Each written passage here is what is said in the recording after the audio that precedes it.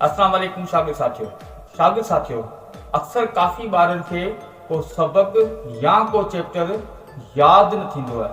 अगरि उन्हनि खे यादि थी बि वेंदो आहे त उहो कुझु वक़्त खां पोइ उन्हनि खां विसरी वेंदो आहे। आउं अॼु तव्हांखे सबक या को चैप्टर यादि करण लाइ हिकु मेथड ॿुधायां थो। हुन मेथड जो नालो आहे ASQ3R। शागिर्द साथियों तव्हां किथे बि पढ़ंदा रहियो, हिन मेथड सां तव्हां पंहिंजो सबक या चैप्टर बाआसानी यादि करे सघो था। मूं तव्हांखे मेथड जो नालो ASQ3R ॿुधायो। ASQ3R जा ॿ हिसा आहिनि, हिकु ASQ ॿियो 3R। ASQ मां ASQ जो मतिलबु सर्वे करणु आहे ऐं Q जो मतिलबु क्वेश्चन आहे। 3R में टे R आहिनि, R1 R2 R3। शागिर्द साथियों हाणे अचो असां एस खां स्टार्ट करियूं था। एस जो मतिलबु आहे सर्वे करणु। तव्हां को बि लेसन या चैप्टर यादि करण लाइ पहिरीं उन जी सर्वे करियो। उन सर्वे में उन लेसन या चैप्टर जूं हेडिंग्स मेन लाइनूं तव्हांखे ॾिसणियूं आहिनि। उन लेसन जे अंदरि उन चैप्टर जे अंदरि जेके डायाग्राम्स आहिनि या टेबल्स आहिनि उन्हनि ते बि तव्हांखे नज़र विझणी पवंदी। शागिर्द साथियों इहा जेका सर्वे आहे इहा सिर्फ़ु ऐं सिर्फ़ु 4 मिंटनि जी हूंदी, इन खां मथे न हुजे। उन में तव्हांखे डीप स्टडी न आहे करणी। सर्वे जो मतिलबु आहे सिर्फ़ु ॾिसी छॾणु। सेकेंड आहे क्यू जो मतिलबु आहे क्वेश्चन। तव्हां जेको सबक या चैप्टर यादि करणु चाहियो था उनजे आख़िर में उनजी एक्सरसाइज खोलियो। उन एक्सरसाइज में ॾिसो कहिड़ा कहिड़ा क्वेश्चन आहिनि, उन्हनि खे गौर सां ॾिसो।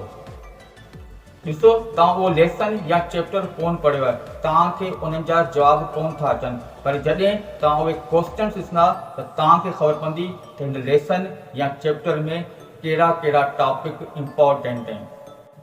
शागिर्द साथियों तव्हां इन सां हाईलाइट थी वेंदा। उहो एक्सरसाइज वारो पेज ॾिसण खां पोइ तव्हां गुज़िरियल 5 सालनि जा पेपर पिणु ॾिसो ताकी तव्हांखे ख़बर पए त एग्ज़ाम्स में कहिड़ा कहिड़ा क्वेश्चन अहम आहिनि। शागिर्द साथियों इहो थी वियो ASQ जो मतिलबु सर्वे ऐं Q जो मतिलबु क्वेश्चन। हाणे जेको ॿियो हिसो आहे R3, उन R3 में R1 जो मतिलबु आहे रीडिंग। रीडिंग जो मतिलबु आहे जेको तव्हांखे सबक या चैप्टर यादि करिणो आहे उनखे गौर सां पढ़ो, गौर सां रीड करियो। उन चैप्टर या लेसन जे अंदरि जेके हेडिंग्स आहिनि उन्हनि खे हाईलाइट करियो। उन सां गॾु जेके मैथमेटिकल पॉइंट्स आहिनि उन्हनि खे बि हाईलाइट करियो। उन मां फ़ाइदो ॾिसंदो जॾहिं ॿीहर तव्हां टॉपिक खे पढ़ंदा त तव्हांखे अंदाज़ो थींदो त हिन लेसन या चैप्टर में कहिड़ियूं हेडिंग्स कहिड़ियूं लाइन्स इम्पोर्टेंट आहिनि। शागिर्द साथियों R1 जो मतिलबु आहे रीडिंग। तव्हांखे जेको चैप्टर या लेसन यादि करिणो आहे उनखे सिर्फ़ु रीड करणु। हाणे आहे R2 मतिलबु आहे रिसाइट, यादि करणु। उन सां गॾु रिकॉर्ड बि थी सघे थो। तव्हां जेको चैप्टर पढ़ियो या लेसन पढ़ियो उनखे तव्हांखे यादि करिणो आहे। यादि करण जो सवलो तरीक़ो इहो आहे त तव्हां उन लेसन या चैप्टर खे ज़ोर सां पढ़ो, उनखे कुझु हिसनि में विराए छॾियो ताकी तव्हांखे यादि करण में आसानी थिए।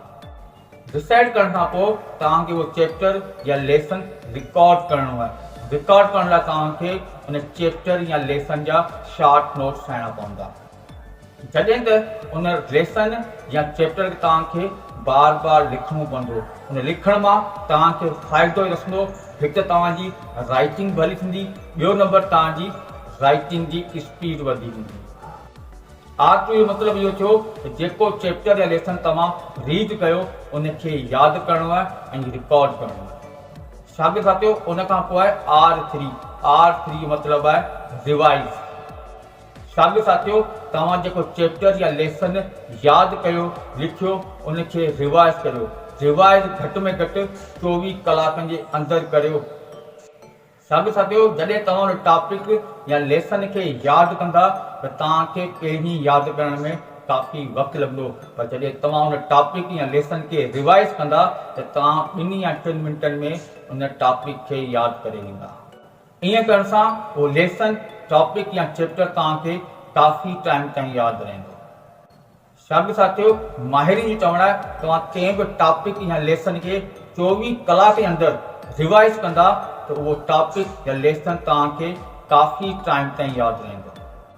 काफ़ी बार लेसन या चैप्टर यादि कंदा आहिनि, लिखंदा आहिनि, पर उनखे रिवाइज़ न कंदा आहिनि, जंहिंजे करे उन्हनि खां उहो लेसन या चैप्टर जल्द विसरी वेंदो आहे। शागिर्द साथियो, हींअर इम्तिहान जो वक़्तु आहे, हिन मेथड ते अमल करियो, इनशाला तव्हां पंहिंजे मक़सद में ज़रूरु कामयाबु थींदा। अगरि तव्हांखे असांजो चैनल पसंदि आयो हुजे, असांजी वीडियो पसंदि आई हुजे त असांजी चैनल खे जल्द खां जल्द सब्सक्राइब करियो, लाइक करियो ऐं पंहिंजा कमेंट्स ॾियो।